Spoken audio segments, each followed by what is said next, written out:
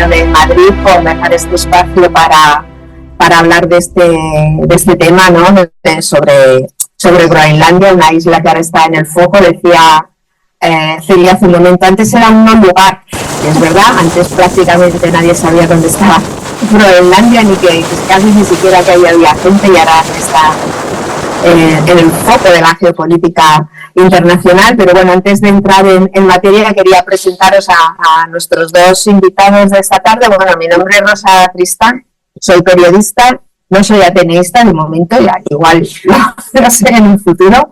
Y bueno, pues conozco un poco también del tema. Estuve con Ramón en Groenlandia hace unos años y me metió el gusanillo de los temas polares, la verdad. Y bueno, voy a empezar a presentaros primero a Celia. Por cierto, que estoy con dos Hernando, Celia Hernando y Ramón Hernando de Larramendi, los dos Hernando. Celia Hernando del Valle es miembro clave del equipo de análisis internacional El Orden Mundial, que si no lo conocéis os lo recomiendo muchísimo porque hace unos análisis de geopolítica muy documentados y muy interesantes, la verdad. Y ahí ella desempeña el rol de analista de cartografía. Es decir, se encarga de la elaboración de los mapas, de los análisis geopolíticos visuales para explicar a través de estos mapas la actualidad internacional. Además, participa en la presentación de publicaciones y recientemente con otros dos compañeros ha sacado este libro que ya va por la 5ª edición, aquí pone tercera, pero me acaba de decir que va por la 5ª edición, salió a finales del año pasado y que precisamente es a través de cartografías hacer un análisis, por lo que he podido ojear en estos minutos, muy exhaustivo de lo que es nuestro planeta, pero desde otro punto de vista, no solamente de enclaves geográficos, sino de enclaves comerciales, enclaves políticos, guerras, conflictos, etcétera, ¿no? Y bueno, pues uno de estos capítulos además está dedicado al Ártico, que aparece como una de las regiones clave pues para entender las tensiones actuales que hay entre grandes potencias como son Estados Unidos, Rusia y bueno, también tenemos la suerte de contar con Ramón Hernando de Larramendi, Ramón Larramendi, que es como normalmente, pues bueno, él se autodenomina, que es, digamos, el explorador español polar pues más importante de la actualidad, y no solo de la actualidad, sino de las últimas décadas. La verdad, es un referente ahora mismo en la geopolítica ártica también, porque tiene una larga y extensísima experiencia en el Ártico. Desde muy jovencito empezó a viajar a Groenlandia y bueno, desde entonces no ha dejado de hacerlo. Es ciudadano groenlandés, aparte de ser ciudadano español, es empresario groenlandés, habla inuit, la lengua indígena de los indígenas de Groenlandia, lo que le permite estar muy al hilo de la actualidad que se están viviendo allí, porque tiene acceso a unos medios de comunicación que desde luego los demás, que somos, yo desde luego neófita total en inuit, pues no podemos acceder. Y bueno, y aparte de eso, bueno, es inventor de un proyecto que luego le preguntaremos sobre él, que es también único en el mundo, que es el trineo de viento, Wintesled, que es un vehículo que él mismo ha diseñado al hilo de toda su experiencia polar para moverse por los desiertos del hielo, tanto del Ártico en Groenlandia como en la Antártida, en el interior de la Antártida, con el fin de poder hacer investigación científica de una forma no contaminante, porque es muy consciente del problema del cambio climático, lo ha vivido, lo vive cada vez que va a estos lugares, y a la vez hacer una ciencia puntera en lugares donde hoy prácticamente es imposible acceder, salvo con unas expediciones costosísimas que se hacen muy de cuando en cuando, se han hecho muy pocas, ¿no?, por los sitios por donde él va. O sea, es como, casi como él dice, como estar en otro planeta. Y bueno, y lo que nos trae hoy aquí es la tercera protagonista de esta tarde, que es Groenlandia, ¿no? Una isla que cuando la vemos en los mapas, y luego lo comentaremos con Celia, parece mucho más grande de lo que es, y que de repente era una desconocida y ahora mismo está en ese foco. Una isla que está muy poco habitada, vive más gente en este barrio que en toda la isla, 55.000 habitantes más o menos. De ellos casi el 90% son de origen inuit. el resto muchos son daneses, porque Groenlandia depende administrativamente es como un territorio autónomo dentro del reinado de Groenlandia, tiene su presidente, tiene sus ministros, pero tiene este jefe de Estado. Es una población que mayoritariamente vive en las orillas de la isla, de la pesca y del turismo también. Ramón tiene ahí precisamente una empresa dedicada al turismo.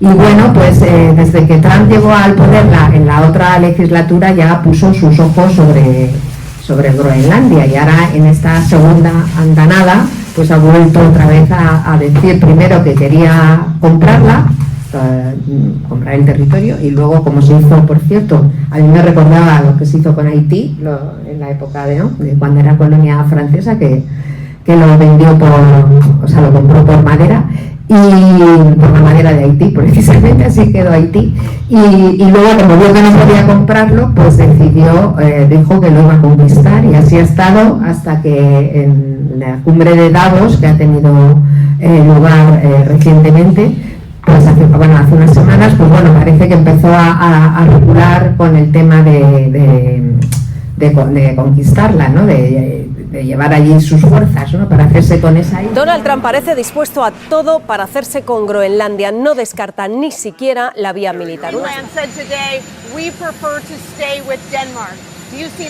said that? The premier of Greenland. Well, that's their problem. That's their problem. I disagree with him. I don't know who he is. Don't know anything about him.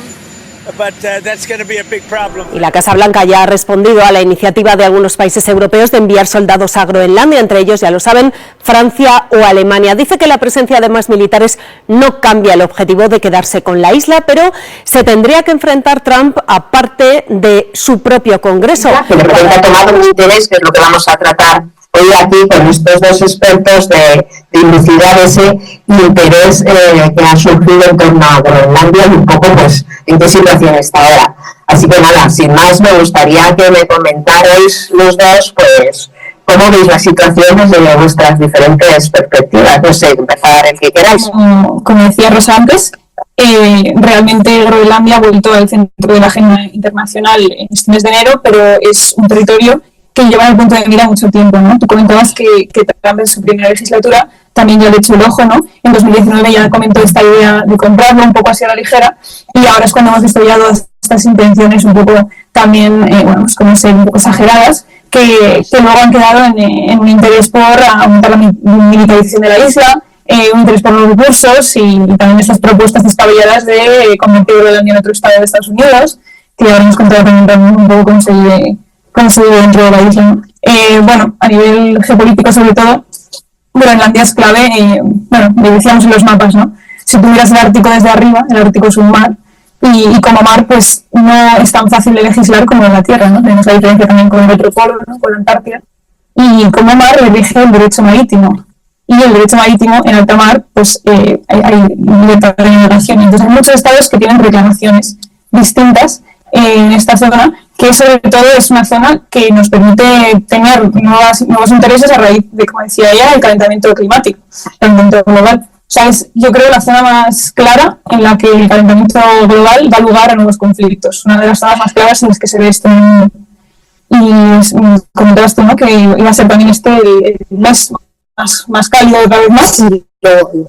Desde 2012 creo que es el año en el que se marca la ONU como que la banquisa, que es esta capa de hielo polar fino,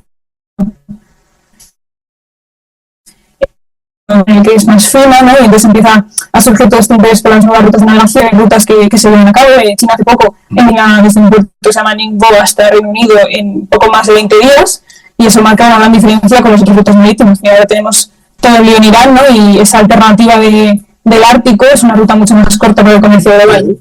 Entonces, bueno, la región tiene mucho interés y me depende un poco más, pero Groenlandia está en medio de este mar. Sí.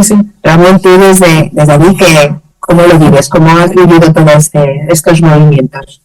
Bueno, evidentemente lo he vivido en primera persona cuando el primer intento de Trump. Yo estaba en Groenlandia, la primera vez que hubo el intento de compra, y que sonó algo como totalmente surrealista, algo absolutamente impensable y tal. Evidentemente pues ahí se tomó bastante a broma, ¿no? O sea, que no se tomó en serio y bueno, para mí hay una diferencia muy grande entre el Trump 1.0 y el 2.0 y el 3.0, que es el que vamos, ¿no? No sabemos si va el 4.0 o ya el 3.0 se ha agotado, ¿no?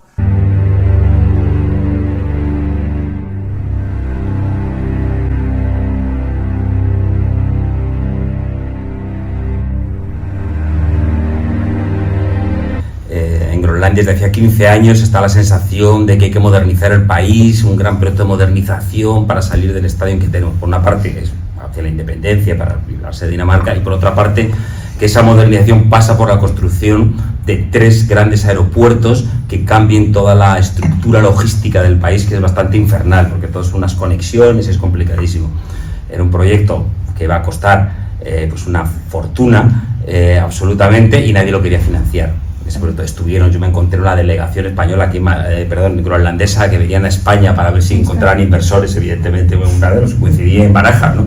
Obviamente no consiguieron un duro, era bastante fácil, yo se lo podía haber ahorrado, pero vamos, estuvieron dando por todos lados y no había manera. Dinamarca no quería poner el dinero y de repente China dijo, pues oye, pues va a ser que nosotros sí queremos financiar este proyecto, que estaba inicialmente presupuestado en 450 millones de dólares, el PIB son 3.000 y pico millones, y que luego por supuesto ha costado infinitamente más dinero de lo que estaba presupuestado. Entonces ahí fue cuando fue un pánico total, las alarmas, China se está colando en Groenlandia, ¿no? Entonces estaba ese momento. Entonces luego ha estado por eso que yo separo entre el 1.0 y el 2.0, eso, la presencia china, los intentos, que había más intentos de presencia china, todos fracasaron realmente, de modo que no hay nada chino, no hay presencia china, no hay absolutamente ahora mismo nada que ver, cosa que se había en la década del 10 al 20, y entonces por eso que ahora llega esta versión ya en que el otro había un cierto contexto, digamos, más causa-efecto, vamos a ponerlo, ¿no? Y ahora pues obviamente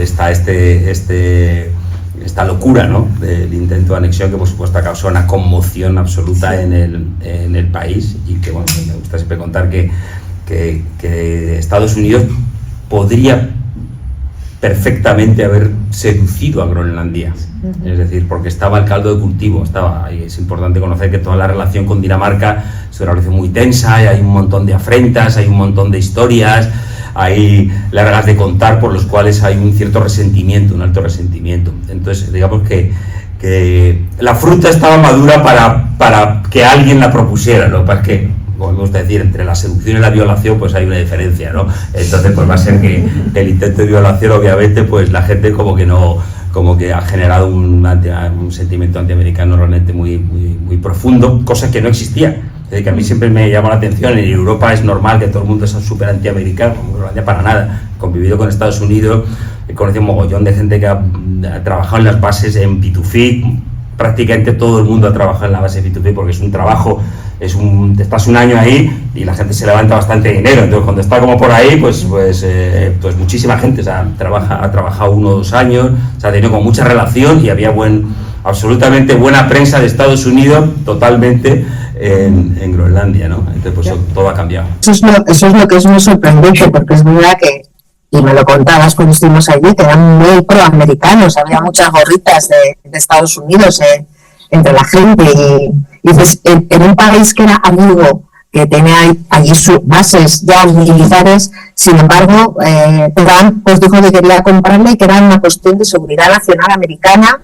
Es uno de los argumentos que ha utilizado, ¿no? Que era una cuestión, ahora también lo está utilizando en el caso de Irán, siempre es una cuestión de seguridad americana, aunque esté en Marte, a lo mejor también es una cuestión de seguridad americana, ¿no? Pero en este caso también lo dijo, ¿no?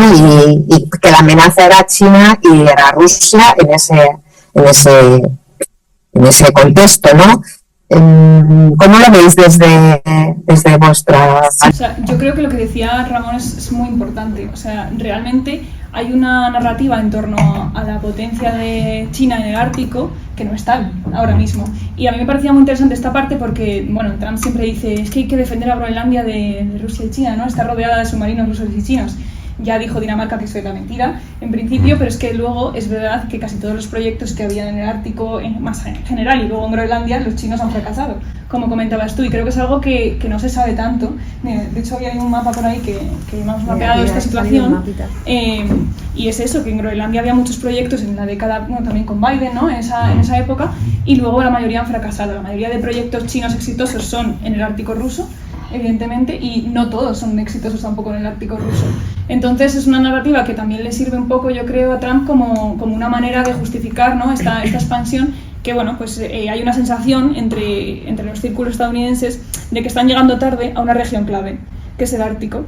Y bueno, China lleva mucho tiempo intentando meter la pata con la parte de Rusia. Rusia evidentemente es parte de su identidad nacional y lleva toda la vida en el Ártico, y en cambio Estados Unidos se desentendió un poco después de la Guerra Fría, porque al principio sí que había un interés, bueno, la Guerra Fría era sobre todo para detener a la Unión Soviética, ¿no? en la parte antimisil, ¿no? de ubicación, pero no había un interés en sí por el territorio polar, sino más bien como lo que le permitía hacer ese territorio.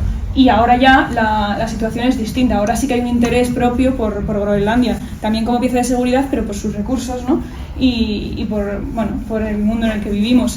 Y hay una sensación en Estados Unidos de que ellos están llegando tarde a un lugar en el que Rusia está muy preparada, en el que China ya ha metido la pata y toda esta cosa. Entonces, bueno, por otro lado, también yo tengo dudas con que a Rusia le interese Groenlandia, porque Rusia ya tiene la mayoría del Ártico que le interesa, y lo que sí que le interesa quizás es más las rutas comerciales, el mantenimiento de esa ruta comercial abierta. Pero Groenlandia en sí, hasta que se ha metido la OTAN, yo dudo que fuera un interés central de Rusia. A mí me parece que Rusia estaba conforme con un reparto de esferas en el que Groenlandia cae más en la esfera americana y el resto del Ártico más en la esfera rusa, mientras que la OTAN no se metió allí, claro.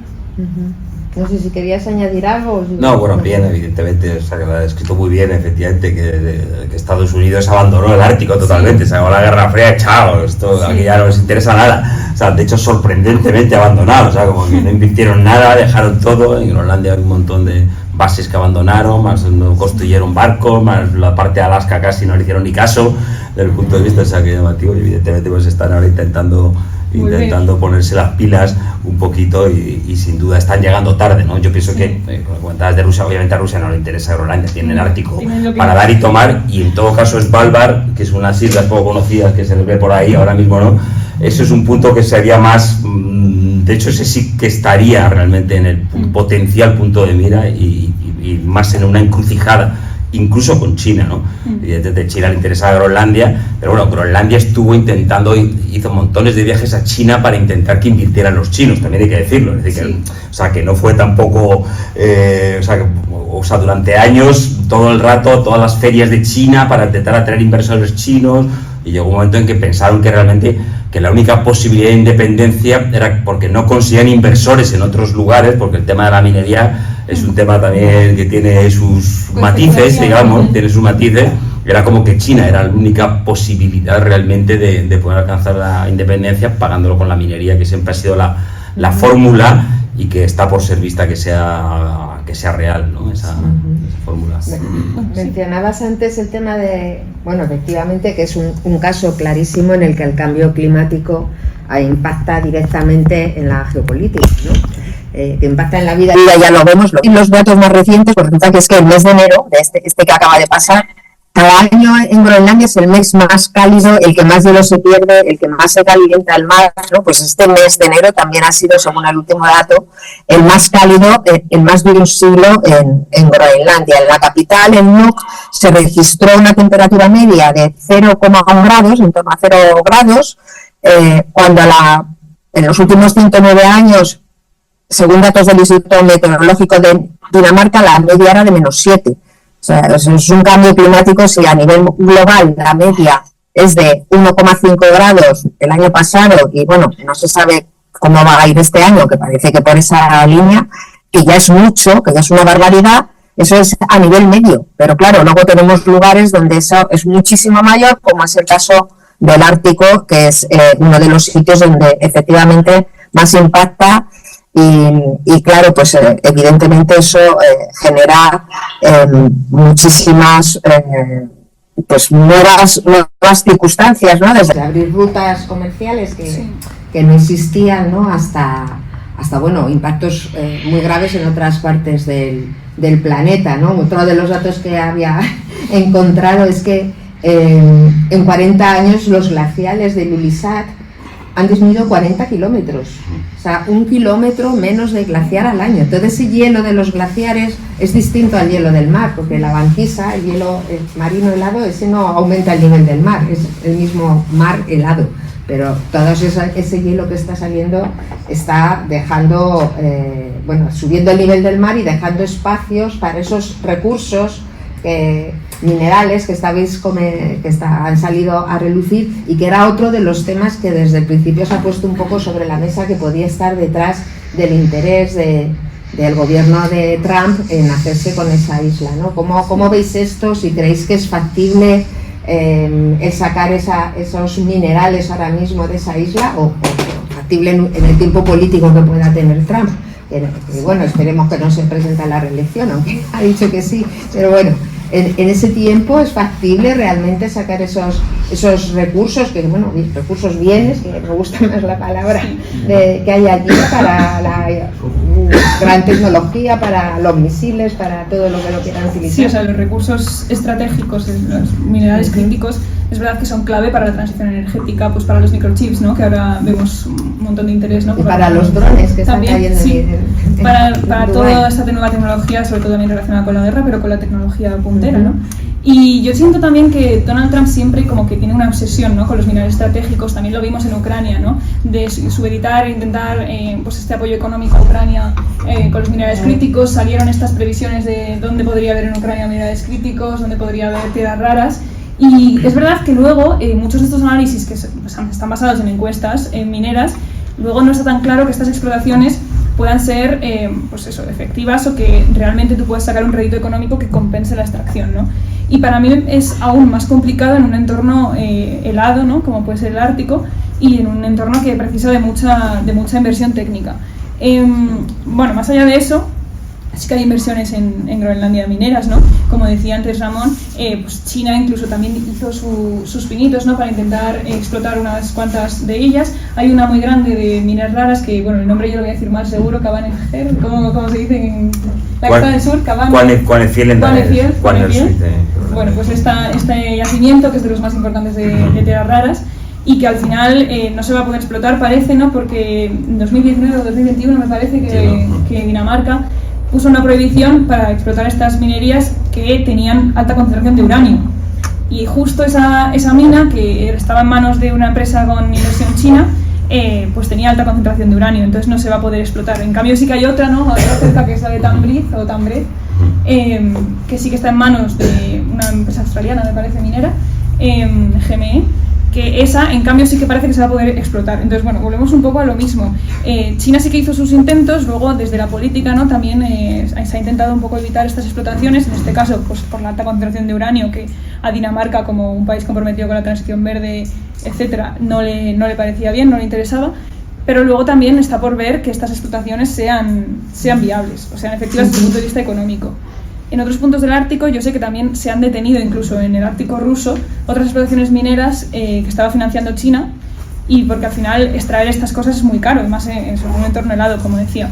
Entonces a mí siempre me da la sensación, con esta fiebre de los recursos, que hay mucha especulación y que es un poco tipo fiebre del oro. Es verdad que hay algo de verdad en ello, pero bueno, a mí siempre me da la sensación de que es mucha fiebre del oro, mucha bomba de inversión, y luego realmente la materialización de esto es complicado. Yo quería empezar, antes de entrar a los minerales, con lo que ha comentado Rosa de cambio climático, que en el mes de enero pues sí ha sido el enero más cálido realmente de la historia, y de cómo está afectando, porque hay como cosas, obviamente la ruta de la navegación como muy visible, es como muy fácil de entender, ¿no? Pero ahora mismo, de un modo un poquito más indirecto, está afectando en el tema pesquero, de un modo muy profundo. O sea, el 90% de las exportaciones de Groenlandia son la pesca. Realmente la economía es la mitad, sería Dinamarca, que pone dinero, y el 40 y pico % es de la pesca, y luego hay pues eso, turismo un poquitín, o sea, varias cositas por ahí, ¿no? Pero realmente eso es lo gordo. Entonces ahora hay un poquito están en una crisis económica bastante potente, precisamente porque con estos cambios de las corrientes que han ocurrido, tanto el camarón Aquí también está cuánto es de cambio de temperatura, cuánto es de potencial sobrepesca, y ahí hay o las dos cosas a la vez, que probablemente sea lo más probable, ¿no? Pero tanto el camarón como el halibut, que son pescados fundamentales, han disminuido radicalmente en los últimos años, ¿no? Entonces, de hecho, este año está prácticamente en recesión Groenlandia por esta disminución de la pesca. Solamente el bacalao ha subido, digamos, de las tres grandes, que son el camarón, el halibut y el bacalao sí que ha subido, también precisamente afectado también por el cambio de temperaturas, y los otros dos han bajado mucho, pero ha tenido importancia directa y eso, está lo de la sobrepesca, que puede ser, pero sin duda es cambio de las corrientes y por tanto de dónde el pescado se encuentre, de los hábitos del pescado, ¿no? Que están ahí un poco en estado de pánico económico, pues porque las cuentas no salen del país a pesar del pastón que Dinamarca pone, ¿no? Que es una auténtica fortuna, ¿no? Entonces, de hecho, solo por apuntar en esto, justo esta semana ha salido una investigación a nivel internacional que indica que el 20% de la biomasa del océano, de todo el océano global, se ha perdido por impacto climático, el 20%. A eso hay que añadir, efectivamente, como dicen, la sobrepesca, o sea, que no es de extrañar, porque además comentaban las especies que son de aguas frías, a medida que haya menos agua fría no tienen a dónde escapar. Las de aguas más cálidas pueden ir subiendo en el hemisferio, ¿no? Pero las que son ya de aguas de por sí frías, pues lo tienen más complicado, ¿no? Su supervivencia. Tal cual, ¿no? Bueno, eso hay otro debate paralelo que vamos a pasar a los minerales, que es lo de la pesca en el océano Ártico, que ya se ve próximo, y que todo como quién va a pescarlo y cómo se va a pescar la pesca en el océano Ártico. O sea, que eso ya es un tema. Es uno de los grandes debates, yo creo, también a nivel internacional y legislación y todo esto. Es un tema potente, no conocido, ¿no?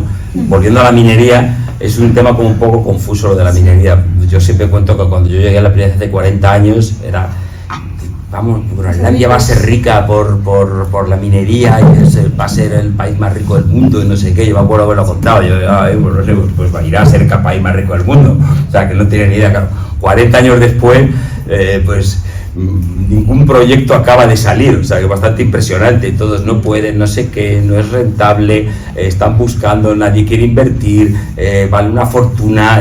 Claro, tienes que construir en unos costos carísimos, luego las fluctuaciones del mercado, de que por razones totalmente naturales no acaban de rascar. Ahora hay una mina que es pequeñísima y nada importante, operativa realmente, otra que ha cerrado y ha abierto ya varias veces, y una que ha quebrado hace 3 años, una mina de rubíes, ¿no?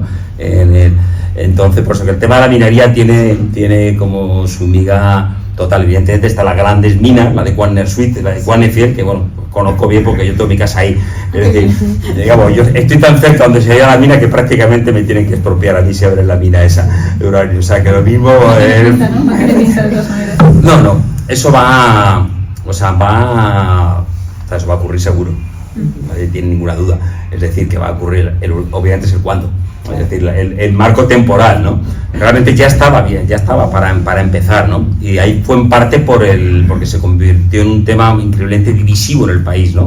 O sea, el tema como de polarización casi desde el 2010 al 2020 era mina de uranio sí, mina de uranio no. Era como que la gente se peleaba, o sea, no tenía, en todos los países hay temas por los que la gente se pelea, pues este era el tema de pelea, porque suponía que la mina de uranio iba a pagar la independencia. O sea, el esquema, no es que les hiciera gracia, no es que les encantara, pero como que el precio merecía la pena pagar ese precio, y el partido en el gobierno, que yo conocía a mucha gente, bueno, de hecho el presidente de gobierno que hizo la prohibición, él es de Narsak, de ese mismo sitio, con mucho, tanto que ha trabajado conmigo, por no decir que ha trabajado para mí cuando era un chaval. Es decir, por eso a ese nivel le conozco, ¿no? A Muchegere, que es realmente de ese lugar, ¿no? Entonces era un tema divisivo impresionante, y entonces las elecciones fueron como una especie de referéndum y salió que no a la mina, y realmente cambió todo. Pero ya estaba ahí yo con todos los políticos que hablan del partido principal, un Siumut, que es una especie de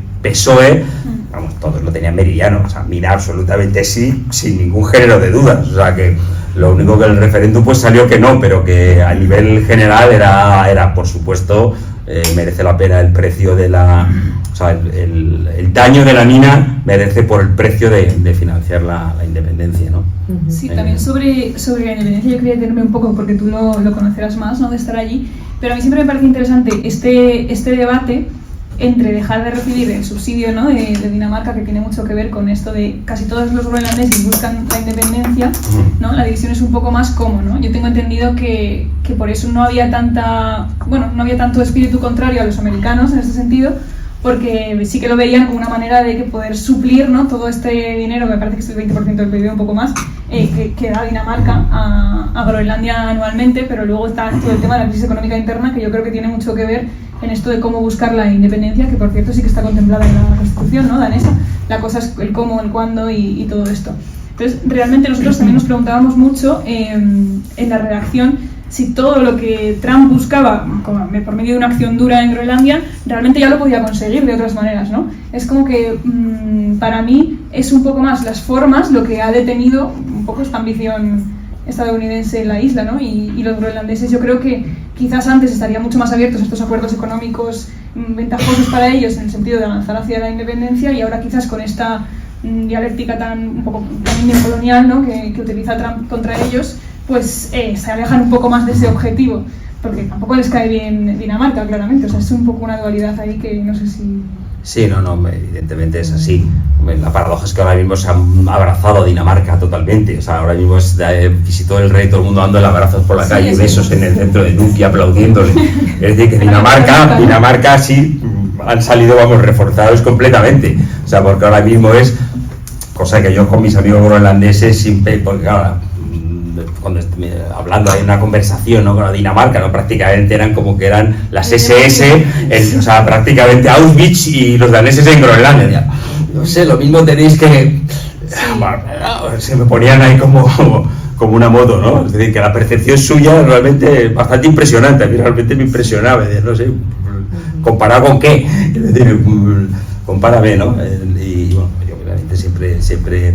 O sea, obviamente la gente no se siente ni europea ni danesa. En la geografía, que en los mapas se ve muy bien, es un continente en sí mismo. Es decir, que Groenlandia se considera un continente, que es una identidad que no tiene nada que ver con Europa, no tiene nada que ver con América. Chao, nosotros somos Groenlandia. O sea, que es un sentimiento absolutamente radical, total, y la geografía que se ve también es la que manda, ¿no? Porque el aislamiento, estás en una posición muy peculiar y con un aislamiento absolutamente brutal de ambos lados, ¿no? Entonces lo ven como... O sea, ese es el sentimiento nacional completo.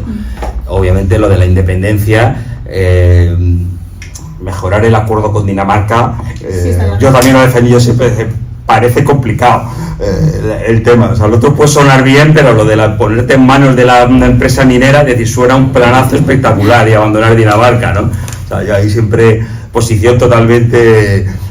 absolutamente no compartida por la mayoría de los groenlandeses, aunque ahora realmente la gente ha tenido un choque de realidad y un poco de comprender que evidentemente pues no se sabe si es bueno o es malo. Desde luego la relación con Dinamarca tiene es lo menos malo posible, sin ningún género de dudas, absolutamente, ¿no? Y cualquier cambio con certeza absoluta va a ser para peor con respecto a donde están ahora mismo.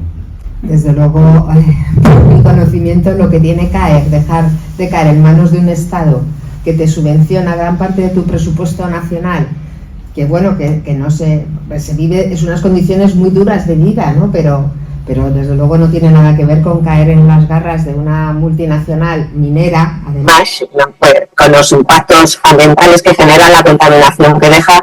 Además, que las tierras raras tampoco las podrían procesar ahí. De hecho, hasta las tierras raras en Estados Unidos se procesan en China, porque son los que tienen la capacidad de procesarlas. Es decir, que tampoco le solucionaría ese problema y se lo llevaría la empresa afuera y sí que les dejaría dinero mientras estuvieran ahí explotándolo, ¿no?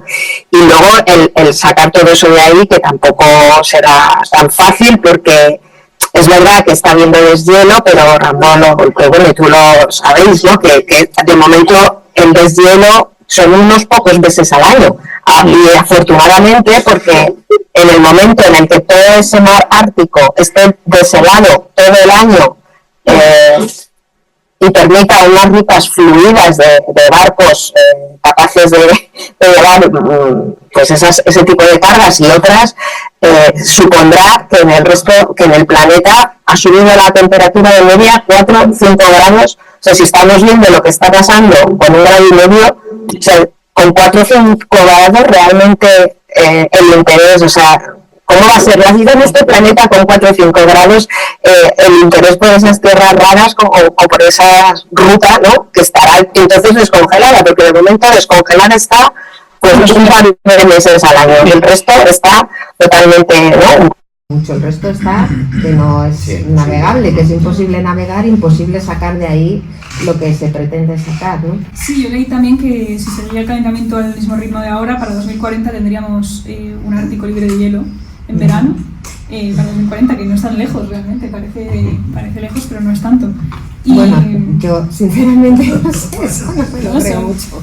Si el Ártico está libre de hielo, si sigue el calentamiento al nivel el mar puede ser que... Las rutas. Pero es que se deshiele eso significa que también que se pierde gran parte de... O sea, si ya se pierde 1 kilómetro al año de glaciar, para que eso se deshiele, la temperatura que tendríamos que alcanzar es tal que, bueno, pues no sé, nuestro Levante estaría inundado ya del todo. Bueno, hay una cosa muy, que a lo mejor no se suele pensar, ¿no?, que el deshielo del Ártico sube el nivel del mar en otras partes del mundo, eso lo hemos oído mucho.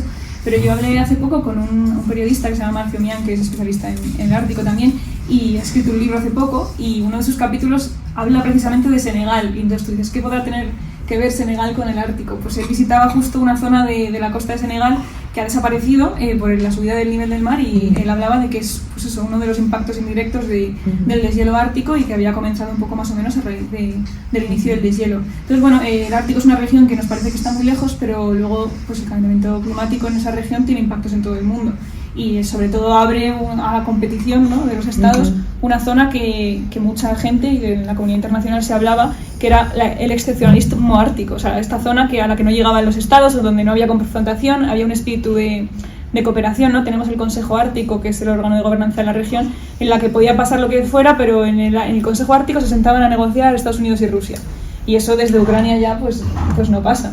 Y tiene muchas implicaciones también, pues eso, para todos los pueblos inuit de la región, que sí que son una comunidad quizás más unida y no entienden tanto de fronteras como nosotros las pensamos, y pues tiene mucho impacto en esta cooperación y en la región. Y sobre las rutas marítimas, bueno, aparte de la que comentabas, ¿no?, hay 2 rutas que ahora sí que más o menos pueden ser practicables algunos meses al año, que es pues la del noroeste y la ruta del norte, que es la que pasa por la zona económica exclusiva de Rusia. Pero hay otra ruta que sería la ruta del futuro, ¿no?, la ruta transpolar, que es la que atraviesa por el medio del Polo Norte.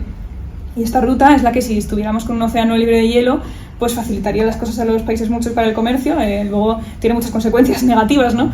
También una zona que es justo el Polo Norte, donde se concentran todas las reclamaciones de los estados.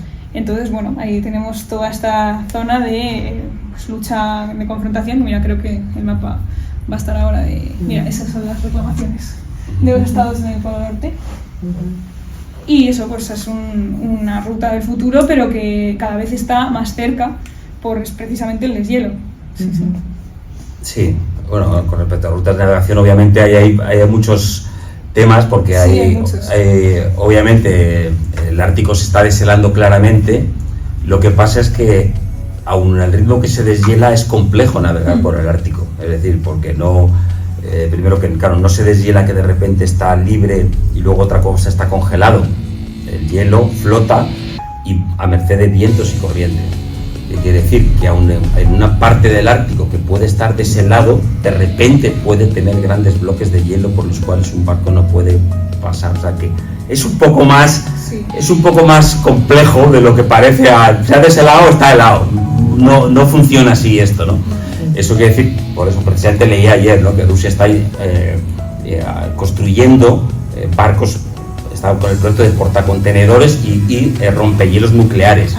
Es decir, necesitas, aunque se deshelara mucho más, necesitas barcos nodriza verdaderamente, salvo en un momento en el lado ruso, que es donde menos hielo hay, un periodo muy corto, ¿no? Obviamente la jugada que Rusia lo tiene claro, Rusia navega el paso del noroeste en invierno con los rompehielos nucleares. Lo ha hecho ahora para llevar gas por ahí y piezas para construir unas unas plataformas de gas, en pleno enero hacen el paso del nordeste, o sea, el paso del nordeste, es decir, que es una auténtica bestialidad. Entonces, evidentemente, siempre va a tener un poco de complejidad, pero claro, lo que hacen es un barco nodriza que va para allá. Es decir, que va rápido, pero tiene su pequeña amiga el tema, ¿no? Aunque, es decir, que hasta que realmente sea una operación masiva, aunque China va absolutamente a cañón y lo tiene claro, ¿no? Comentabas antes del barco portacontenedores, han programado 16 para este año 2026 y pues al final de la década, pues, no sé, 100, 150 portacontenedores de miles de contenedores al año, ¿no? Pero realmente ahí hay, pues la velocidad a la que va a tener lugar, ahí está complejo de ver, complejo de ir viendo, aunque desde luego los chinos obviamente van a tope, ¿no? Lo quería hacer una aclaración volviendo al tema de antes de lo de Groenlandia, un poco de lo de independencia y todo eso, ¿no? Que hay un claro, llevo 40 años oyendo hablar de la independencia, de tal, o sea, para tal, pero siempre se me queda grabado, igual que lo de la minería, se me queda cuando llegué la primera vez y que no sabía nada de Groenlandia. En el año 86 yo asistí en Dinamarca a una conferencia del último gobernador danés en Groenlandia. Entonces, no me acuerdo de lo que digo, solo me acuerdo del speech inicial que hizo. Siempre me preguntan si Groenlandia será independiente un día. Y yo respondo, por supuesto, absolutamente, Groenlandia será independiente un día, pero solo por un día. Y la realidad es que, es decir, el concepto de independencia en un lugar súper relevante, 50.000 personas, es un concepto discutido y discutible. Y es que, o sea, ¿qué es independencia? Hay una serie de matices, ¿no? Por eso, que realmente mejores condiciones de las que tienen ahora, pues siempre se puede mejorar lo que están haciendo ahora mismo en Dinamarca, pero necesitas tener una buena dependencia o una justa dependencia, porque es evidente, ¿no? Que es lo que ahora se han dado cuenta totalmente. Es decir, que bueno, podemos renegociar, pero tenemos una razonable dependencia, matizar y avanzar en esa dirección, que es lo que está lanzado y lo que, pues eso, Estados Unidos, como se ha metido la pata totalmente en la gestión, absolutamente de un modo espectacular, porque no le han prestado atención, están con tantos frentes, por ahora 50.000, tío, chaval, que no merece la pena ni pensar ni un minuto, ¿no? En hacerlo, y ahora están justamente en las últimas noticias. Yo obviamente sigo la prensa diaria de pequeñas cosas, no de las grandes noticias. Están intentando, claro, invadir pues es una chorrada, que no tiene ningún sentido. Puede invadir, por supuesto, puede invadir cuando quiera, oye, tomarnos un café aquí, o sea, que no, es absurdo la invasión de Groenlandia, no es como un sitio a conquistar, no hay nada que conquistar, no tiene sentido de ningún tipo, ¿no? Lo que sería la invasión.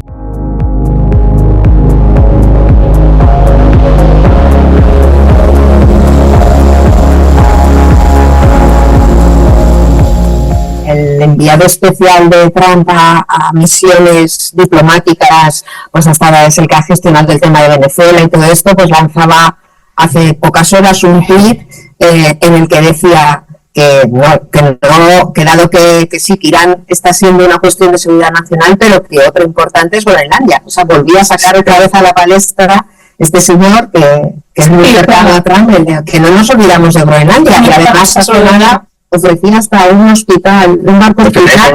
Lo que quería comentar, el pequeño, que es una cosa menor, que por supuesto no salta a la prensa, porque no para tanto, ¿no? Contarlo porque a lo mejor... Efectivamente, es la pequeña cosa del barco hospital que hay, pues la gente evidentemente se está partiendo totalmente. Ofreció llevar un barco hacia la historia comienza porque de repente, hace como 10 días, un submarino americano emergió a 10 kilómetros de Nuuk. Entonces, bueno, ¿qué diablos pinta el submarino americano a 10 kilómetros de Nuuk emergiendo? Resulta que habían tenido una emergencia y tuvieron que evacuar a un soldado y llevarlo a un hospital.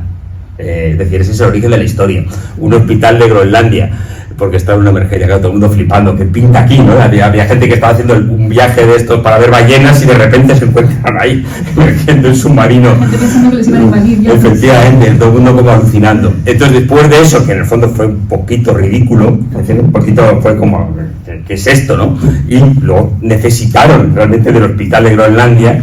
Trump surgió con la idea de que el asesorado precisamente por un groenlandés que también vive en este mismo sitio, es decir, es un trabajador que está ahí, es un tío simpático y majo, pero que no sé muy bien cómo entró en contacto con el mundo MAGA. O sea, es de alguna manera, realmente en 2019, o sea, de hecho apoyó en las elecciones de 20 de Trump en Estados Unidos, pero es un tío por ahí. Entonces, obviamente hay mucha insatisfacción con el servicio, con la sanidad groenlandesa. Eso ocurre en todos lados y no es excluyente. Uno siempre piensa que la que le afecta a él puede ser, pero es un tema pues bastante es un tema bastante delicado y realmente, aunque está llevada por Dinamarca, pero bueno, pues es mejorable y hay un montón de problemas, porque claro, la gente si te pasa algo estando en un poblado aislado, sacarte es muy complicado. Y todo el mundo conoce gente que los médicos que van a Groenlandia, prácticamente no hay médicos, porque nadie quiere ser médico y no hay médicos originales. Entonces en muchos sitios hay lo que se llaman tourist doctors, es decir, gente que va un mes de médico porque me pagan el triple y de paso veo ahí, oye, pues me voy para allá, ¿no? Entonces claro, las enfermeras son las que controlan lo que le pasa a los pacientes, llega un mes y me tiro, y chao, me paga el triple, me he dado por aquí los fines de semana, me he dado una vuelta y fantástico. Y hay ciudades que llevan años y años funcionando así. ¿Qué ocurre? Que cuando hay un lío gordo, pues más o menos la gente, pues digamos que se tiende a escaquearse un poco de tomar decisiones gordas que implican evacuaciones, implican grandes costos, ¿no? Y hay un montón de casos de gente que dijeron que no era nada y al día siguiente se murió. O sea que es un tema que está sensible en la población. Entonces le dieron de preguntar a este groenlandés cualquier tema es sensible, dijo que el tema de la sanidad o algo así. Entonces fue cuando Trump surgió con lo de vamos a enviar un hospital porque la sanidad danesa realmente es para ver por dónde pueden rascar, digamos, y de dónde podemos intentar conseguir un poquito de lo que ya hemos metido la pata, a ver si conseguimos algo. Entonces, vamos, esto está ayer, o sea, lo del barco hospital, no es una cosa del pasado lejano, ¿no? Entonces está esta saga de que lo van a enviar, ¿no? Y de hecho, no, es que vamos a enviar al hospital para que esté en Nuuk y atienda a la gente porque es que es una vergüenza cómo está la sanidad groenlandesa y tal, pero bueno, obviamente pues no se cree nadie, o sea que es evidente, ¿no? Sí, pero bueno, es un poco esta idea de intentar suavizar el discurso que no ha gustado tanto de invasión, ¿no? Y dirigirlo más hacia soy un aliado estratégico que te conviene y que voy a fijarme más en las necesidades un poco de los groenlandeses, te voy a suplir el apoyo económico de Groenlandia, o sea, de Dinamarca, voy a intentar invertir en tu minería, vais a ser ricos, ¿no? Esta idea otra vez. Claro, pero lo interesante es como que han dicho, hemos metido la pata, sí, claro. Tenemos que intentar convencer de alguna manera, o sea, nuestro no nos funciona del todo, o sea, ese es el trasfondo que tiene cierta gracia, por decirlo de alguna manera, aunque no tiene ninguna, ¿no? Claro. Pero que es como que si necesitamos ganarnos, vamos a ver qué punto débil realmente podemos encontrar, ¿no? Digo que una de las principales ideas de traerte Groenlandia a tu terreno era un poco, pues eso, un poco de motivar esta independencia, ¿no? de Groenlandia, incluso desde la propia sociedad. Hay uno de los enviados especiales de Estados Unidos, que es un diplomático que está en Dinamarca, que es muy cercano a este círculo de Donald Trump y de la élite tecnócrata, ¿no? Por así decirlo, que está en negocios con Peter Thiel y esta persona también que ejerce de embajador en Dinamarca, realmente es muy favorable a la independencia de Groenlandia, ¿no? Entonces está como desde el propio terreno danés impulsando un poco la agenda de Trump allí.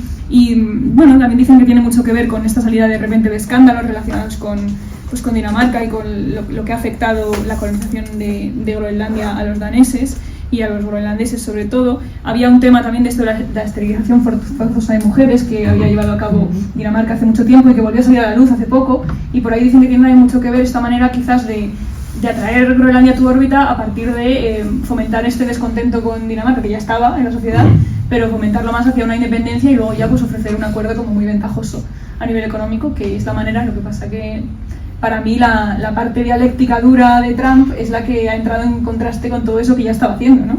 Sí, no, realmente fue que estaba evidente por una pensada, digamos, 50.000 tíos Groenlandia, chaval, que esto no es un tema, digamos, o sea, que no ya para ni a pensar ni lo que estaba ni que fuera relevante lo que pensaba la gente. Es obvio que es lo que ha ocurrido y al final han dicho, tío, metí a la pata. Alguien de su entorno le ha dicho, ¿no? Y evidentemente están estos americanos, el que tú comentabas, y más gente que están ahí entrando y orbitando ahora mismo de hecho hay una parte interesante que es como un poco en la sombra, ni siquiera como tal, ¿no? De hecho, una de las inversiones que están intentando Estados Unidos, está la mina que te has dicho de Tambris, Estados Unidos la ha apoyado, ha dado un crédito blando de 120 millones de dólares, que esto, bueno, más o menos es hablado, pero una de las cosas que es curioso es que se supone que un asesor de Trump, creo que era Ronald Lauder, se llama, que fue como el que le metió la idea en la cabeza, ¿no? Ya en 2019.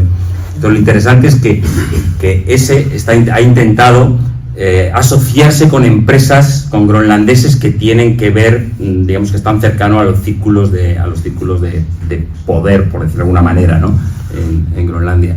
Y está saliendo en la prensa porque ha hecho pequeños intentos, y uno de los proyectos en los que está metido en 2 proyectos que no han trascendido gran parte, uno de agua mineral, que es un poco de risa, evidentemente, y una empresa prácticamente en quiebra de agua mineral. Obviamente la gracia es que uno de ellos había sido asesor del presidente y el otro es el marido de los accionistas de la ministra de Asuntos Exteriores. Obviamente ya se comprende el interés por el agua mineral súbito en un lugar perdido de la calidad más extrema del mundo, que no se puede ir sin ese agua mineral a ningún lugar, no sé cómo han ido hasta ahora, ¿no?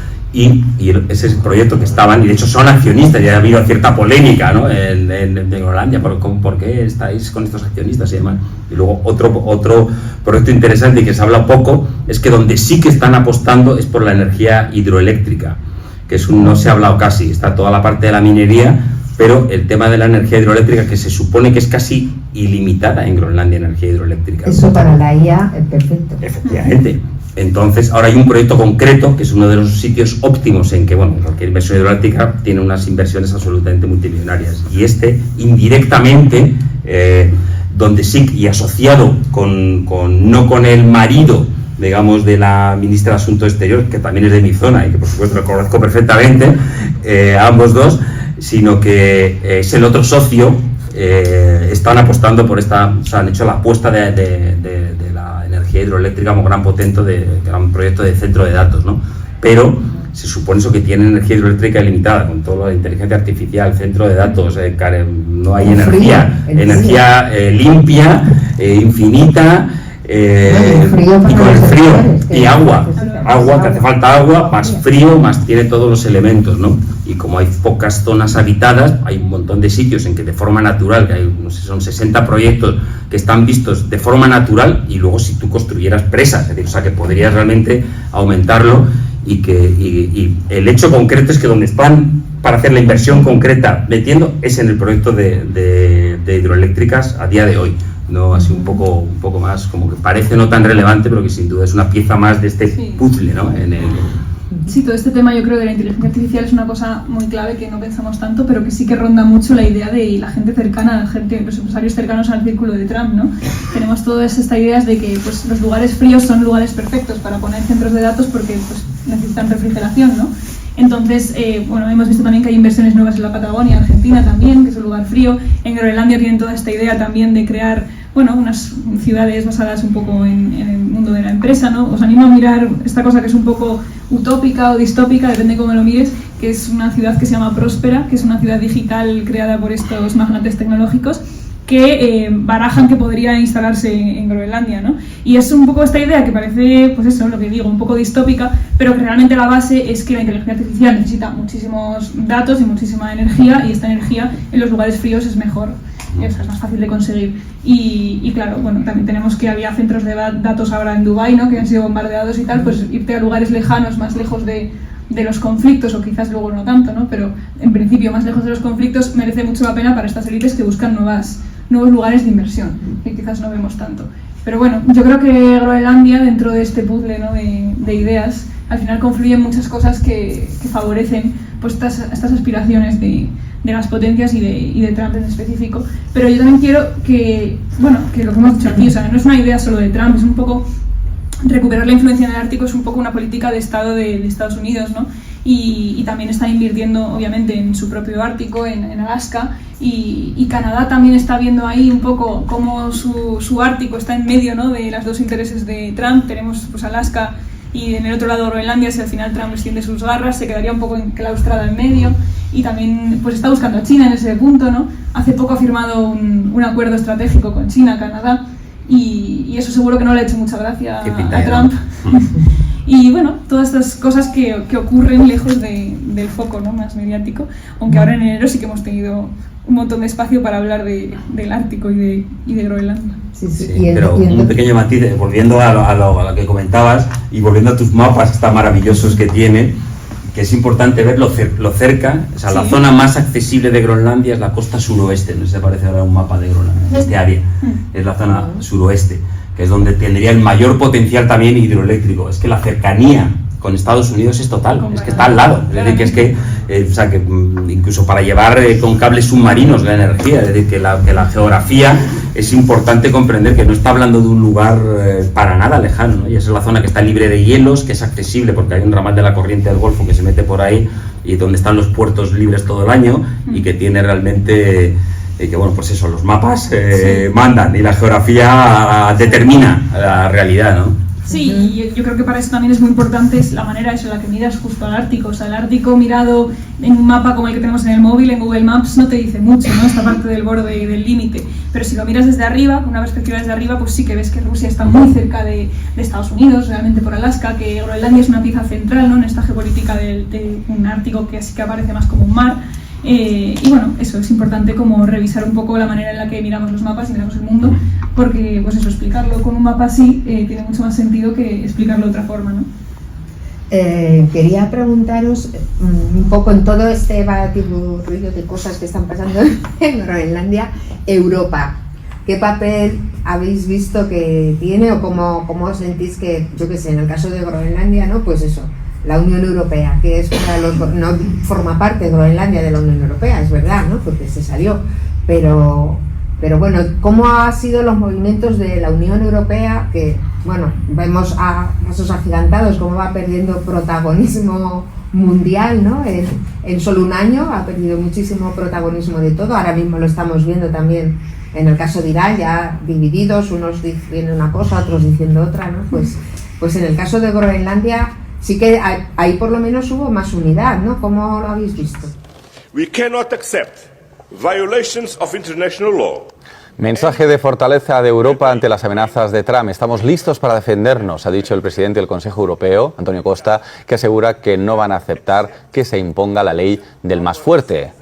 La presidenta de la Comisión Europea, Ursula von der Leyen, anuncia que Bruselas va a aumentar su inversión en Groenlandia y Francia da un paso al frente. En un comunicado, el Elíseo ha pedido esta mañana que se active la OTAN en la isla ártica. Ha tenido evidentemente un buen papel y ha sido bien visto y es muy bien visto por parte de Groenlandia. Ahora sería como que de las tres ejes, digamos que sea Dinamarca, Estados Unidos, Unión Europea, sería como el que no hay ninguna cosa negativa, ¿no? Y Francia pues ha tenido un papel muy destacado, obviamente todo a nivel simbólico y un poco de, sí, realmente simbólico, pero bueno, Macron visitó Francia este verano y fue muy bien, y por hecho Francia tiene mucha relación histórica de la exploración de principios del siglo XX, o sea que es un país que ha tenido mucha relación y es como muy bien visto.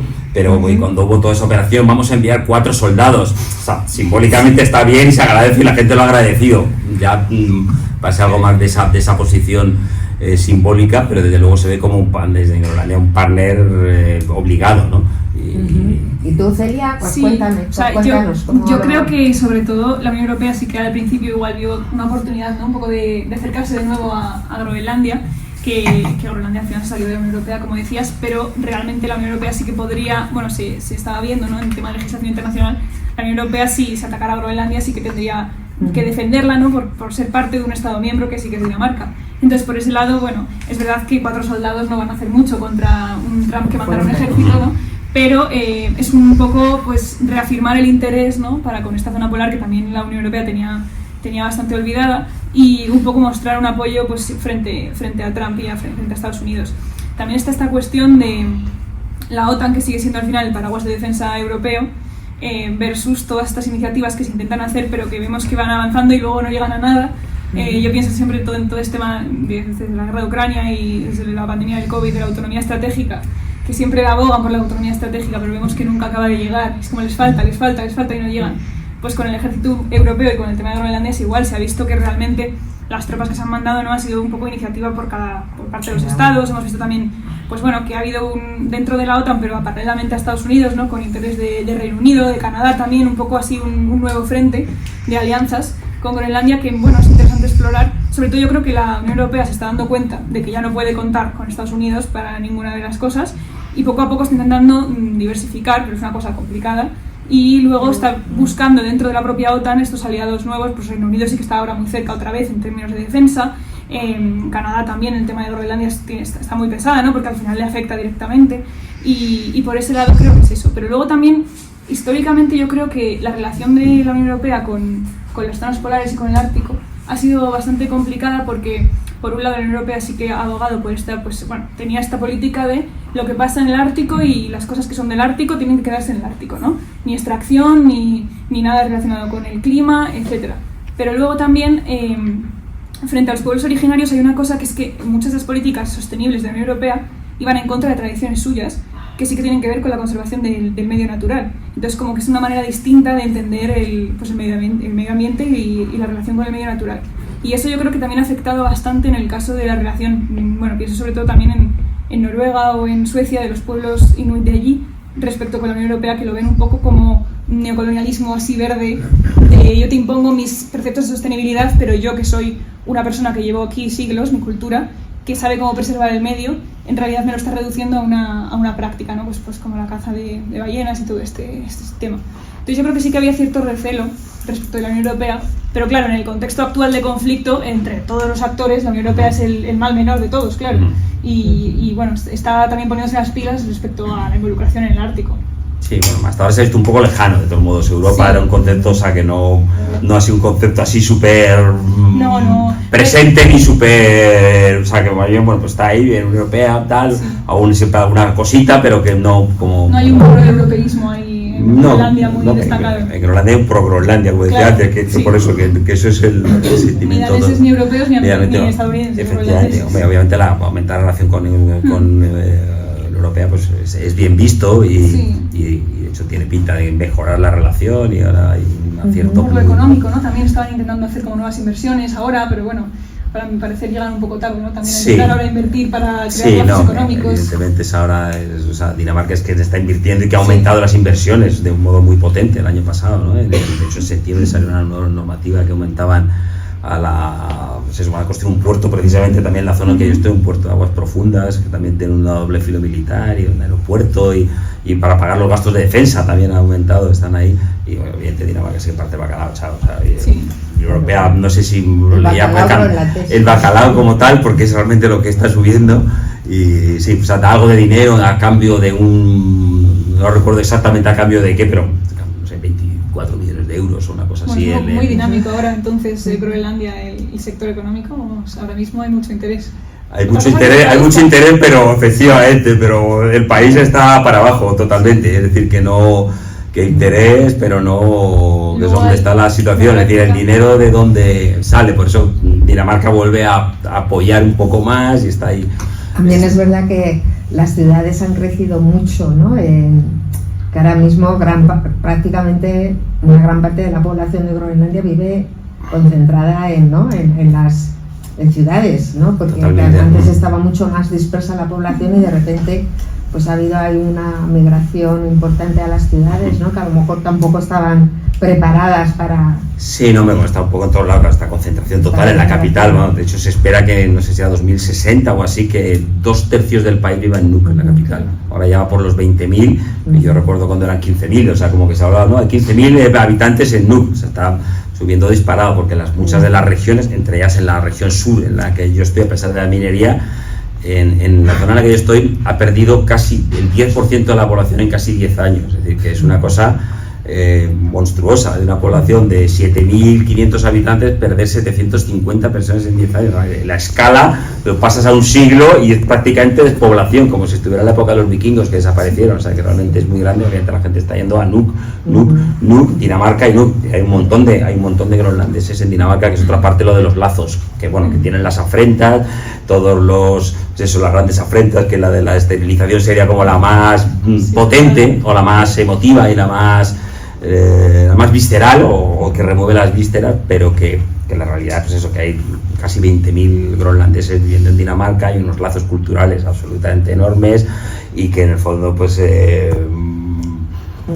que eso va a continuar, vamos, que no tiene, o sea, no va, por la fuerza se puede hacer cualquier cosa, pero que no tiene sentido ni llegaría a ningún sitio, por mucho que durante 2 meses, sabes que no tiene sentido, simplemente no tiene fundamento, que es lo que con esto el barco hospital vamos a intentar, ya cuando ya tarde y de un modo cutre, intentar como decir, oye, lo mismo deberíamos haber empezado por intentar convencerles a estos, ¿no? Antes de montar todo este pollo, y es un poco la situación como está, ¿no? Pues a mí me gustaría que diéramos un poco, vamos a, cuando acabemos, luego habrá un turno de preguntas, porque me gustaría que viéramos un vídeo de una de las expediciones de Ramón con su trineo, también para hacernos idea de ese inmenso pedazo de hielo que es Groenlandia.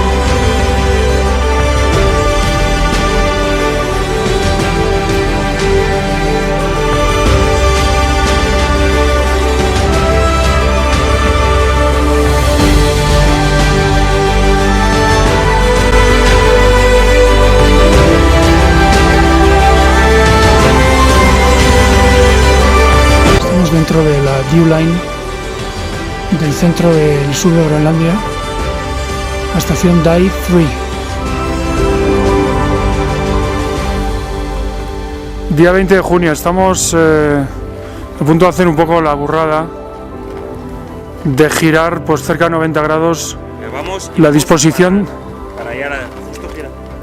porque este es el punto que hemos elegido para dar la vuelta hacia el oeste. El viento ahora se encalma, pero vamos a preparar los trineos para cuando empiece a soplar de sur, que está previsto. Go.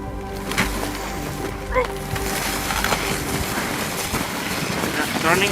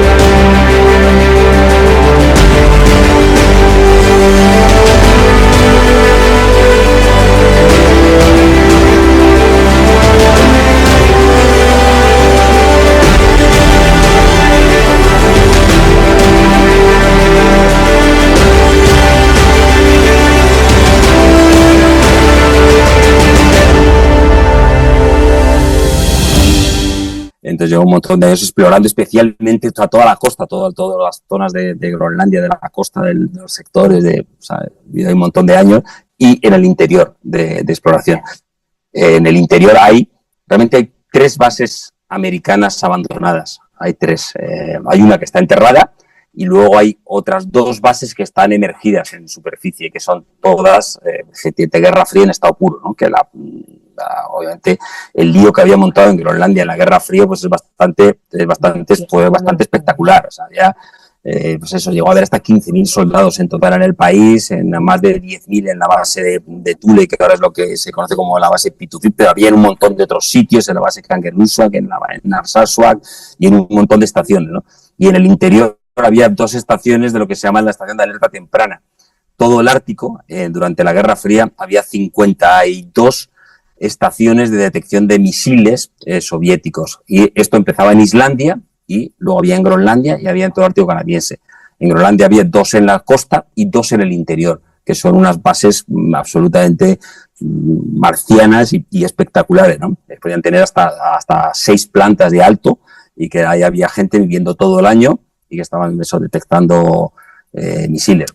Tanto como la Guerra Fría acabó, las bases se abandonaron de un día para otro. De un día para otro es que cuando visitas estas bases, de las 2 bases hay una que está en una zona en que es un poco más visitada porque hay la ruta que sería como clásica de cruzar con esquís, pues visita ese sitio, y además hay unas prácticas que hacen los militares americanos para aterrizar los aviones en la Antártida, que está justo en este lugar, estamos a visitar, pero hay otra que está en un lugar como que no pinta nada, que es la que en este vídeo fuimos a ver y que está enterrándose completamente, ¿no? Que es un sitio muy remoto y no va nadie, que es espectacular, porque en el interior de la base estaban los platos de comida del día que se fueron, evidentemente. Hoy es el día último, pues lo comemos, ya para qué recoger los platos, ¿no? Ya solo dejamos aquí con los tenedores y con todo. Sí, objetos personales, me enseñaste claro, fotos. no, por supuesto, estaba fantástico. Evidentemente, nosotros estuvimos ahí en el bar, porque estaba el bar por supuesto, tenían un billar y tenían un bar ahí, estaban todas las botellas de whisky. Obviamente, de hace 35 años, por supuesto, nos pusimos nuestro whisky, nos estuvimos brindando, estuvimos jugando al billar tranquilamente. Claro, todo esto enterrado bajo 4 pisos en el hielo, que está empezando a que cruja por todos lados y probablemente en no más de 10 años habrá desaparecido completamente, ¿no? pero que era una idea del montaje, o sea, de los montajes que había en la Guerra Fría, la que había liada. O sea, que no somos conscientes de que, vamos, lo que hay ahora mismo es ridículo absolutamente comparado con lo que había en Groenlandia y luego con los submarinos atómicos en el Océano Ártico. En Thule también era base de submarinos atómicos y todo el Océano Ártico estaba en los submarinos soviéticos y los submarinos americanos yendo de un lado para otro y había una auténtica con cabezas nucleares, ¿no? De hecho, para hacerse una idea del lío que había, la Unión Soviética montó, porque hay una cosa que es las islas, como las islas de hielo, es decir, que ponían como pequeñas ciudades en la superficie del Océano Ártico para detectar a los submarinos. Entonces, con gente ahí, les dejaban una tienda de campaña a 80 tíos y hacían un agujero y estaban detectando los ruidos de los submarinos, sabían cuáles eran los suyos, cuáles no eran los suyos. Entonces, la Unión Soviética llegó a tener más de 20 estaciones de estas todo el año, incluyendo en pleno invierno, ahí con unos tíos que estaban a 50 bajo cero, al estilo soviético, podéis imaginar cómo era aquello. O sea, Esparta, vamos, era absolutamente como Disneylandia, comparado con las condiciones, y Estados Unidos nunca se atrevió no se atrevieron a hacer lo mismo, digamos, para detectar los submarinos soviéticos. Tenían otras estaciones un poquito más sofisticadas y menos, ¿no? Pero bueno, simplemente voy a decir que la que hubo liada en la Guerra Fría fue absolutamente épica de movimientos y obviamente Groenlandia pues era el eje, el centro y todas han desaparecido, pero en ese vídeo se ve la entrada a esta base abandonada que da una idea, ya es una pieza de museo como tal, ¿no? Casi arqueológica. El otro día contabas incluso que había una bomba en la costa, ¿no? Sí, nuclear. Claro, ¿Ahí se quedó? Ahí se quedó. Hay un incidente que pasó en 1968 al lado de Thule, en la base de Thule, al lado del poblado de Qaanaaq, de la zona de Thule, porque Thule es un término que se utiliza para varias cosas, para una región, para la población inuit y también para la base militar. En el momento se ha utilizado durante muchos años. Entonces, supuestamente la base de Thule, ahora Pituffik, no tenía armas nucleares. Hasta que se cayeron, la vio con las armas nucleares, se cayó en el hielo, entonces ya tuvieron que reconocer que había armas nucleares realmente en la base de Thule, porque era una base ofensiva nuclear. De hecho, ahí había un famoso proyecto, había muchos famosos proyectos que ocurrieron, realmente sería largo de contar, ¿no? Pero hubo un accidente, se cayeron en el hielo y se sumergieron en el mar. Y, fue necesario como reconocer que había armas nucleares y en las tareas de búsqueda participaron en trineos de perros porque ocurrió en pleno diciembre, un mes durísimo, y ocurrieron en trineos de perros poblaciones de los cazadores de la zona, que yo de hecho en uno de esos cazadores estuve en su casa. Obviamente había una radioactividad impresionante y él estaba muy enfermo. Se supone que algo tenía que ver, ¿no? Luego se descubrió que Dinamarca había facilitado, que le habían dicho que sí podía haber armas nucleares, pero que ellos no se enteraban de nada, ¿no? Entonces les como que pillaron que realmente fue así, ¿no?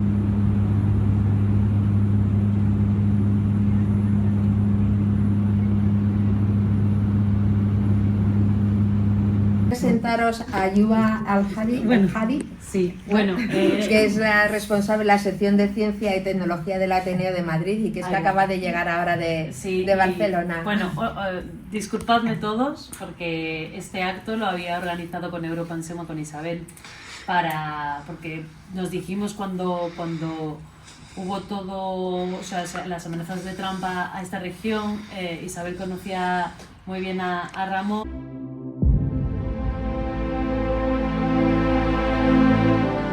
Este acto tiene cabida bajo el paraguas de Ciencia y Tecnología, que como sabéis lo que pretendemos siempre es divulgar la ciencia de la manera más objetiva posible en nuestra docta casa.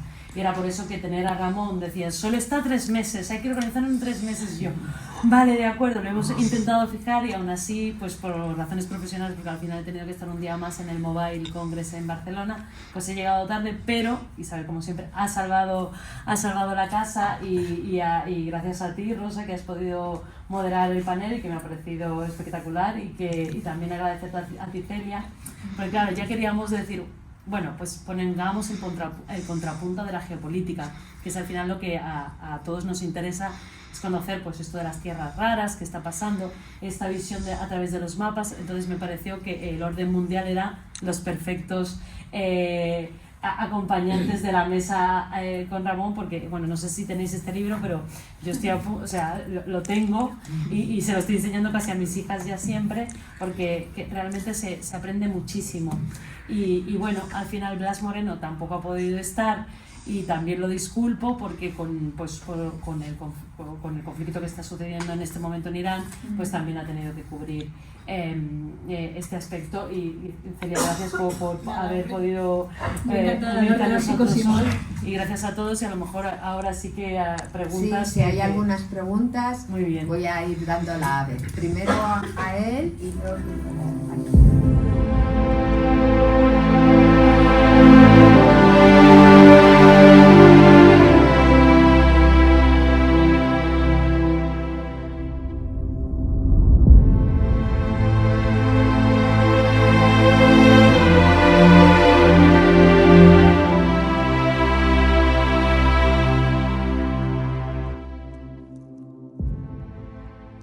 Cosa que no se ha dicho, y es que recordar que Estados Unidos quiso comprar Groenlandia en el siglo XIX y con la presidencia de Truman también.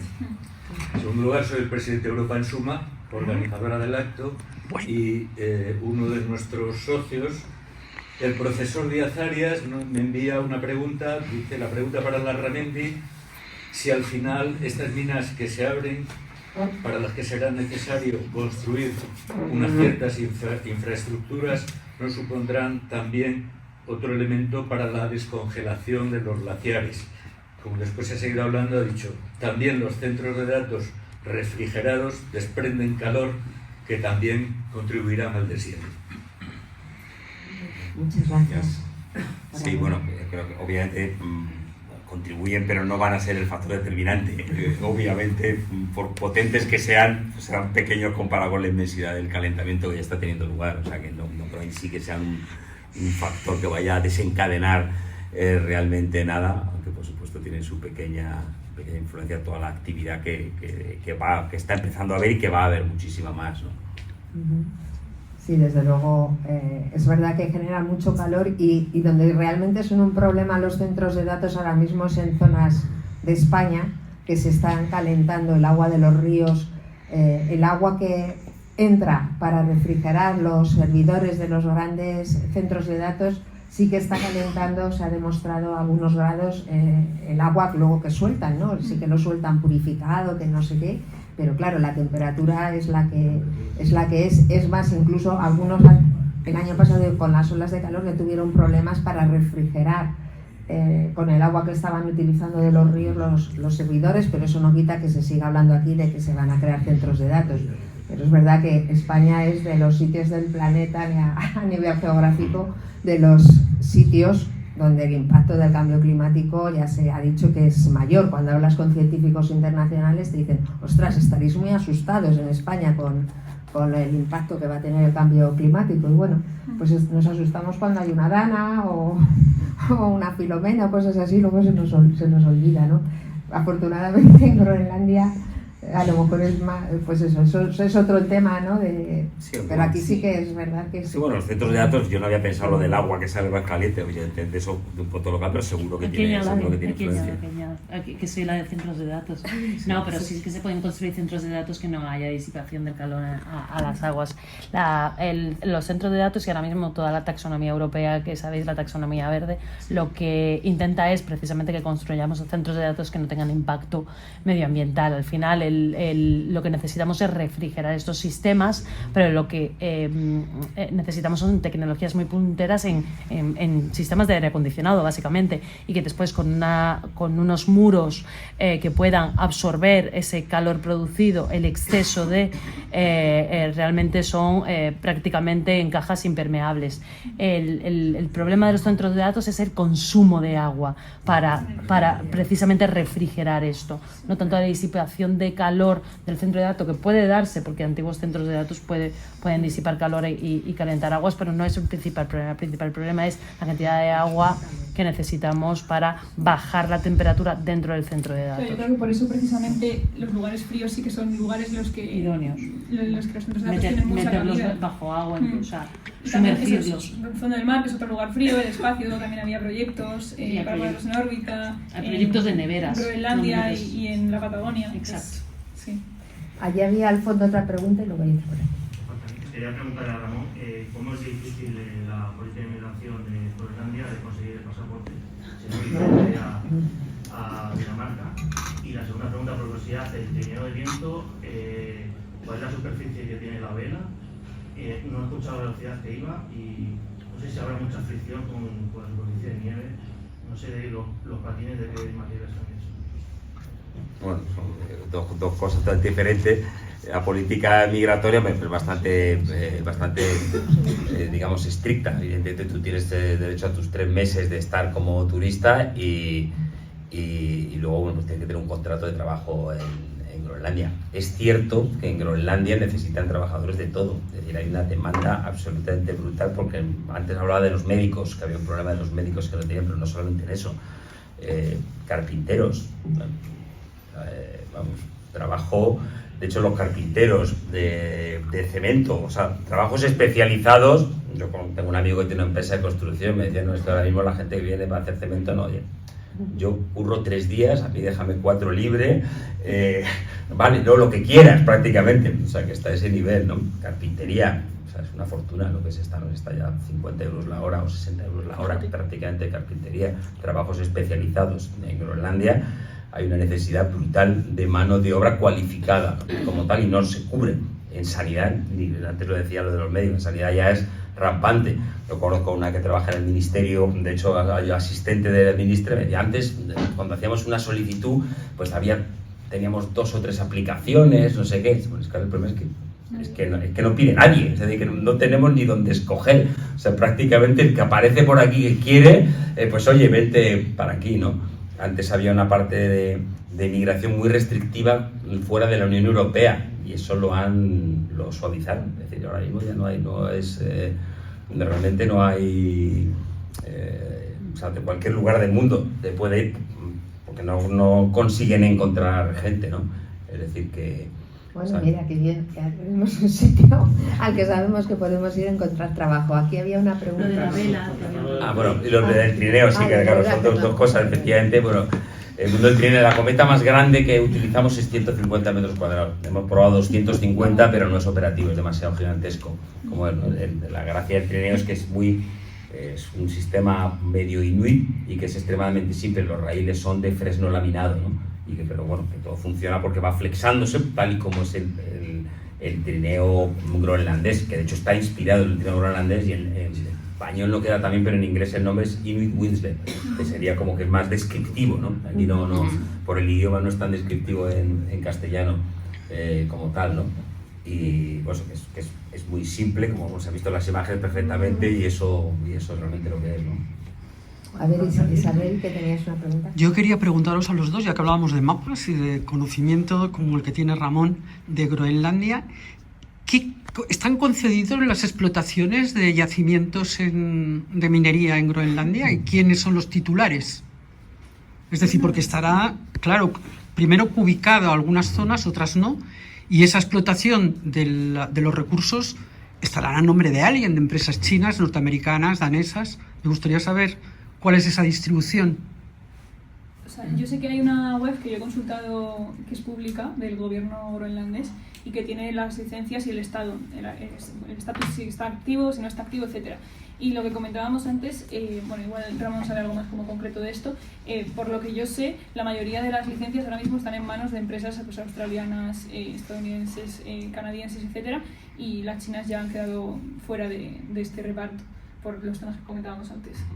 Sí, no, realmente, bueno, ahora hay, en Groenlandia hay un montón de posibles proyectos que van a ser la bomba, pero que nunca acaban de funcionar. A efectos prácticos hay una mina en funcionamiento, que se llama White Mountain, y luego hay una mina de oro, esa anortosita, que es una cosa medio rara, que es una especie de la bauxita para fibra de vidrio, y que no es un mineral de esos estratégicos, ¿no? Hay una mina de oro que han abierto y cerrado y que van a volverla a abrir ahora mismo, que se llama la mina de la Lunac, en este año, porque el precio del oro pues, se ha disparado tanto que vuelve a ser rentable, y que se cerró pues, porque no era rentable, que básicamente el problema principal de la minería en el Ártico es que los números no dan, y es difícil conseguir realmente inversión. Luego hay otra mina de anortosita, precisamente, que está la licencia concedida, porque hay 9 minas con licencias concedidas. Realmente está la de Tambriz, que antes ha comentado Celia, que esta va a empezar a operar este año, y que esa realmente es la mina gorda, de verdad, es la mina de Tambriz, la que es importante, la que es de minerales, la de tierras raras, que tiene muchísimo galio también, que es un mineral súper importante, y que esta es la única que realmente, digamos, como que puntúa realmente de verdad. Las otras, está una de grafito, que también es muy importante y que va a empezar para 2030. Luego hay una mina de molibdeno también, hay una mina de titanio, ilmenita, que tiene titanio, y algunas de hierro y de zinc con licencia. De las 9 que tienen la licencia realmente para ser explotadas, reales, y las empresas son, claro, es que los accionarios de estas empresas mineras son complejos, es decir, que el concepto de que es de un país es una cosa medio extraña, ¿no? Es decir, China, desde luego, está fuera de cobertura, salvo en la de Quanefjell, en la del uranio, en la cual tenía un 9,5%, pero tenía el contrato para hacer el refinado, o sea que lo fundamental lo tenía ahí. Y ahí tienen un 6%, han bajado, pero esa pues tiene mala pinta, esa mina a corto, es el único punto en que China pinta algo, ¿no? Y de las otras hay 5 que parece que sí van a tener lugar hacia 2030, pero salvo la de Tambriz, las otras no son el gran proyecto, los megaproyectos absolutamente brutales, y el resto las han abandonado. Incluso China, y una mina que tiene la concesión, bueno, ha habido varias minas que tienen la concesión y han abandonado pues porque las cuentas no salen. Allí había otra pregunta. Gracias, señora Hernando, gracias, señora Mendy, por su extraordinaria aportación. Creo que fue en el siglo XVIII cuando un navío español que partió de Manila quiso regresar a España por la ruta del noroeste. Fue un fracaso. No sobrevivieron. Poco tiempo después, se encontraron restos de ese navío. Qué duda cabe que esa ruta es interesantísima, y más todavía en los tiempos actuales, para China. Con toda seguridad, yo creo que China estará buscando los medios para conseguir realizar esa ruta, si es que no lo está haciendo ya, valiéndose, como hemos hablado, de los grandes contenedores, y como son también de los grandes rompehielos que ya Rusia está fabricando. Hay noticias al respecto de eso, que estén merodeando por esa zona entre el paso desde Alaska hasta Terranova, precisamente para unirse con Europa. Gracias. Yo sé que sobre esto, sabes, es un debate, y la ruta del noroeste es uno de los grandes puntos calientes también a observar. Y justamente esta ruta también tiene unos problemas, que es que para Canadá es su paso nacional, igual que para Rusia el paso del noreste es su paso nacional, y para China y para Estados Unidos esto debería ser una vía de libre navegación, por lo que les conviene, tipo una vía marítima global. Y por ese lado yo creo que sí que va un poco por ahí, aunque no hay ningún proyecto en marcha como tal de momento, pero el acuerdo estratégico que ha firmado China con Canadá pues puede tener algo que ver con ese desarrollo. Yo creo que también es complicado, porque para Estados Unidos el paso del noroeste también es clave, es una cosa que le interesa mucho, por eso también está desarrollando un nuevo puerto de aguas profundas en Alaska, en Nome, que es justo la puerta también de entrada a esta ruta, y por eso también le interesa controlar Groenlandia, y él también considera que el paso del noroeste debería ser de libre navegación. Y bueno, yo creo que sí que es uno de los puntos claves a observar. No sé, la navegación, yo creo que de momento la mayor navegación es la del Ártico ruso, justo por la zona económica exclusiva de Rusia.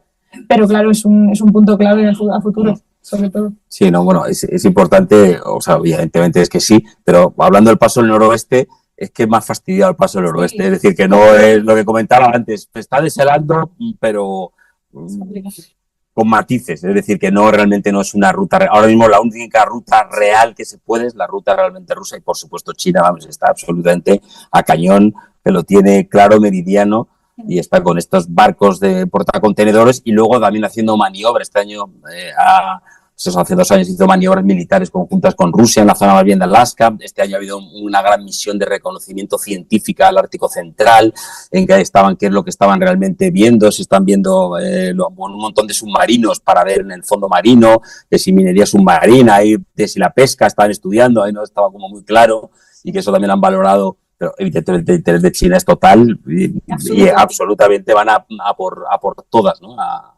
Y eso está ocurriendo, vamos. Sí. Bueno, pues yo creo que hasta aquí esta tarde tan interesante que hemos viajado por el Ártico, por Groenlandia, en trineo de viento y bueno, vemos que ahí hay un cóctel en ese pedazo de hielo metido de cosas, ¿no?, que pueden pasar en los próximos años, que si centros de datos, la ruta del noroeste, la minería, la pesca, en fin, quedan muchas incógnitas por saber. Como ahora cada día nos despertamos con un soponcio, ¿no?, de qué habrá pasado hoy, pues bueno, esto de momento parece que Groenlandia se ha quedado tranquila, no sé por cuánto tiempo, no sé, no, es difícil de saber, poco. Cuando lo de Irán ya a ver lo que dura, pues volveremos otra vez a Groenlandia, o sea, hay que tenerlo ahí en el objetivo y esperamos que, bueno, muchísimas gracias a Ayuba, a Europa Suma por haber organizado esta jornada. Yo encantada de moderar tanto a Ramón como a Celia, ha sido un placer y muchísimas gracias a todos los y a todas las que habéis estado aquí. Así que nada, gracias. Muchas gracias a todos. Gracias.